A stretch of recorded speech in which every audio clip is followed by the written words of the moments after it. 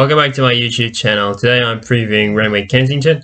Track rated a soft 5, but I think with only minimal showers forecast, they should get an upgrade pretty quickly. Let's go find some winners. Race 1 is a 3-year-old maiden played over the 1,100 metre distance. This is the mark that is headed by Devil's Throat at $1.50 for Tommy Berry, and With Your Blessings at $3.40 for James McDonald, and Kayawati third pick in the market at $7.50. This is the last start effort of Devil's Throat at Aquas Park Gold Coast. Jumped away fairly from a wide gate and settled at the rear of the field. Travelled well, but was wide for most of the run and was 6 horses wide, rounding the home turn. Ran home hard down the outside and was only beaten 0.2 of a length, and arguably should have won. I've got him on top. He's short, but I can't see anything beating him. Not in this field anyway. With Your Blessing for second, Kayawati for third, and New Republic for fourth. But I'm very keen here on Devil's Road. I think Tommy Berry can start the day off on a winning note. $15 the win. Race 2 is a 2-year-old maiden played over the 1,100 metres. Now, I'm going to say it now. I can't tip a 2-year-old if I was blindfolded, but I'm not. So I'll give it a crack. Here's the marker headed by Himalayism at $3.40 for J-Mac and $3.90 for Density for Hugh Bowman, and Troach at the $6.50 quote. This is the last start effort of Himalayism at Royal Randwick. Settled rearward. It was only a 5-horse field that improved to third and settled there for most of the race. Then he took an inside run entering the straight. Had to come off heels halfway up the straight, but then the horse to the outside chased down the leader and won well. Himalayism chased well and really hit the line hard, but it was only his first start. I've got Himalayism on top. If he settles further forward in the run, I think he can come over the top. Like James McDonald and Chris Waller are an electric combination. Troach in for second. She finished second in her only start and has had 2 trials since then, placing in the first and winning the second. Is a chance.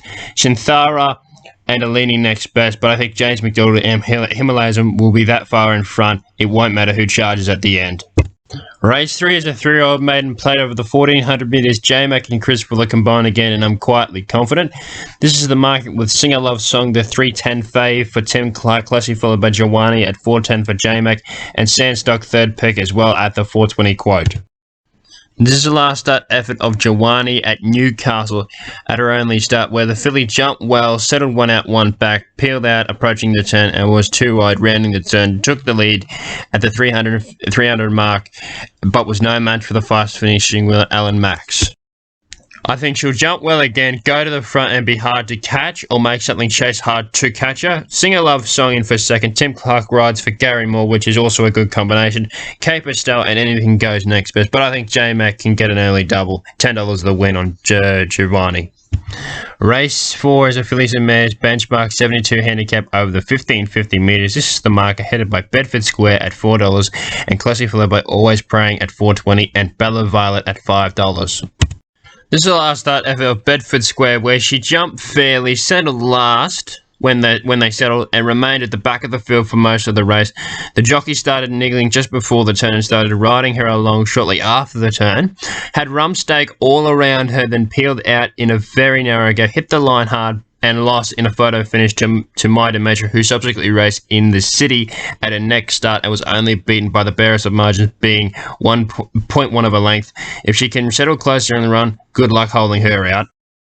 I've got her on top, Bedford Square, but it is an open race with Always Praying and Bella Violet and Demis in for fourth. I found it very hard to split the top 3. I went with Bedford Square because she's got the runs on the board and should have won her last start. Race 5 is a benchmark 72 over the 1,800 metres. This is the market headed by Reggie Wood at $3.10, closely followed by Savvy Legend at $3.90 and Rules Don't Apply third pick at $4.20. This is the last start effort of Savvy Legend at Canterbury Park, where he jumped midfield and was wide shortly after they jumped and made a small move to get in, but ended up being 3 wide for most of the trip. Looked like he was going to fall away and finish distant last by a good space, but found another gear and darted back between horses and really hit the line hard. I've got Savvy Legend on top. I think if he jumps well, can get cover throughout the race, he'll be hard to beat. Dayson is my value runner of the day. I think he'll run well. Definitely a first 4 contender. Main stage for third and Reggie Wood for fourth. But I think Karen McAvoy can ride the winner of the 5th race. Race 6 is a benchmark 72 over the 1400 metres. This is the mark headed by Rejoiced at 380, closely followed by Construct at 440 and Mince and Missile at $5. This is the last start effort of Rejoiced at Wyong, where he jumped away really well, settled one out from the leader and was just coasting coming around the turn. Jock started riding on the turn, ran down the leader to take the lead shortly after entering the straight and gave a strong kick and won well. I think he'll go to the front or sit out one back from the leader and be hard to beat. I've got him on top. Rejoice gets a jockey upgrade to James McDonald, is 2 from 2 at 1400 and is 3 from 4 to start his career. Easy Campese in for second, came out of a handy city race. Medicine Missile and Silent Agenda next best, but Rejoice should be the one charging home late and give J-Mac another winner for the day.